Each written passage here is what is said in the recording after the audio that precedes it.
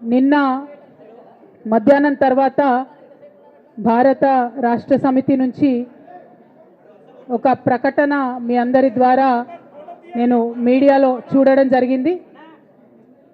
మరి బీఆర్ఎస్ నుండి వచ్చినటువంటి ఈ ప్రకటనలో పార్టీ ఎమ్మెల్సీ శ్రీమతి కె కవిత ఇటీవలి కాలంలో ప్రవర్తిస్తున్న తీరుతెన్నులు, కొనసాగిస్తున్న పార్టీ వ్యతిరేక కార్యకలాపాలు బీఆర్ఎస్ పార్టీకి నష్టం కలిగించే రీతిలో ఉన్నందున పార్టీ అధిష్టానం ఈ విషయాన్ని తీవ్రంగా పరిగణిస్తున్నది.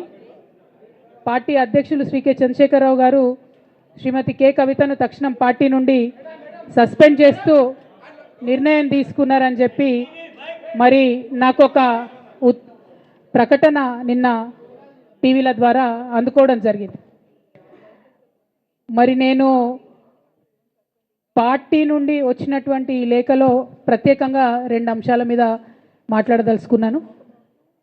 నేను అక్రమ కేసులు పెట్టి నా మీద తిహార్ జైల్లో 5.5 నెలల పాటు ఉండి బయటికి వచ్చిన తర్వాత నవంబర్ 23వ తారీఖు 2024 నుండి నేను ప్రజాక్షేత్రంలోకి వచ్చి అనేక కార్యక్రమాలు చేయడం జరిగింది.